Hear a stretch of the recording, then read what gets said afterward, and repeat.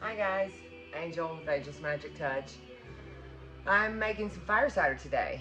I didn't get to it yesterday. I got distracted with making stuff on the 3D printer.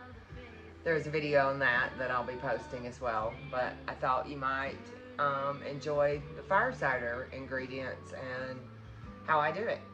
So we'll do that. So we have onions, oranges, lemons, jalapenos, garlic. I also do ginger root in mine.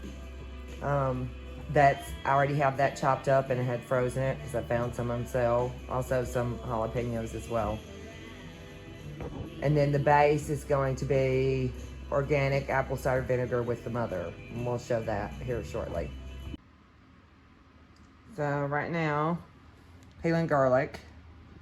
Then I'll get it chopped up. I wanted to show you. Oranges are washed, lemons are washed, jalapenos are washed. Those get chopped up. And yeah, there's my gloves for my jalapenos for when I chop them up. My hands will just smell like garlic.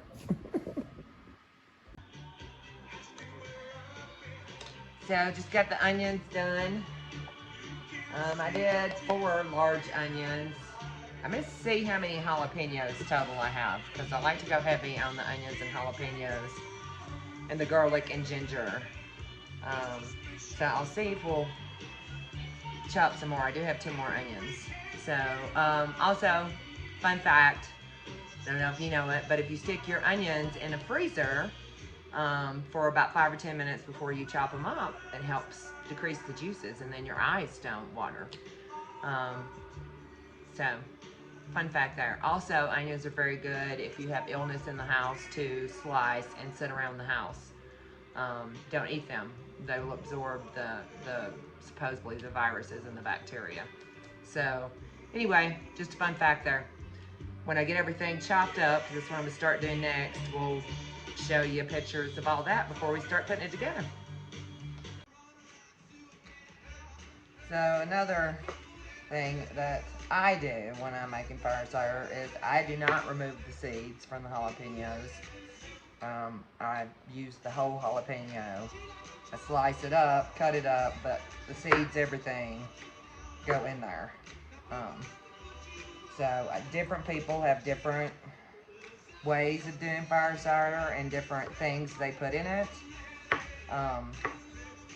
This is just my preferred method. I don't measure. I don't do that in my cooking most of the time either, with seasonings or anything. Which is why I very rarely, if it's a recipe that I'm doing on my own, or even one I found that I'm using, I'm gonna adapt it. But just wanted to throw that in there for you. Also, some people use purple onions instead of white onions. I use whatever I get. I'm not picky. As long as it's an onion, I'll take it. Okay, we have jalapenos, ginger root, garlic. I still have to chop that. Onion. And then this bowl is going to be for the lemons and oranges when I get them chopped up. So another reason that I use the seeds and everything in the jalapenos is because once this sets in the cabinet, when we're ready to use it, we're going to strain it off. So, and get all those good juices out of there. So it'll get mashed and it'll be strained in a cheesecloth. So, we don't drink the seeds, just an FYI. So, I started making fire cider of my own in probably the beginning of 21, maybe even as early as 20. And I've been making it ever since. I keep it in my household. It has a long list of benefits.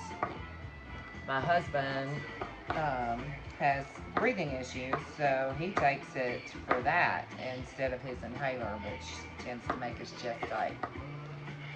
This does not. So, just one of the things, as with anything, I'm not a medical professional. Do your own research. Is what I would suggest for you on that. But I'm a believer in the Fire Cider. I take it whenever I feel like I'm getting a cold or I'm feeling puny.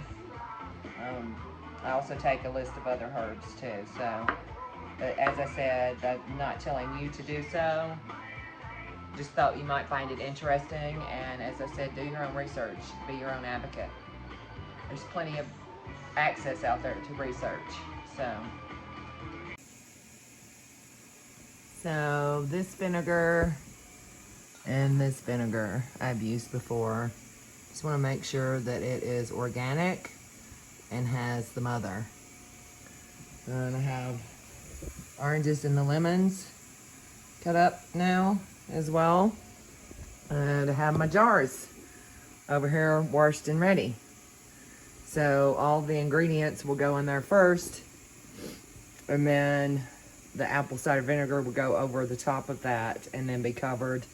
And I like to use parchment paper in between that and the lid so the apple cider vinegar doesn't eat away at it. Okay, here we go. So I have 7 large jars done. I have a few more jars set out here that I'm going to try to use. I did cut up the rest of the oranges. It'll be a little bit heavy on orange rather than lemon. That works. Probably going to chop another onion, but I still have lots of jalapenos and lots of ginger. And a few more jars of apple cider vinegar, organic, with the mother. And think I can still get by with what garlic I got left. If not, then I can use minced garlic, because I have a ton of that in the cabinet. So I got 15 jars out of that batch. You can see the lid's on now with the parchment paper. See what they look like.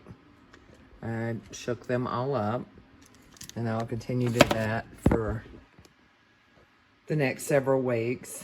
Some of these will be strained off early because we're about out. Ideally, you want them to sit in a cool, dark place and be shook up a couple of times a day, or at least every other day, for 4 to 6 weeks. So I'm making labels now for the date, and just thought I'd show you the end product. Thanks for watching. Much love to you.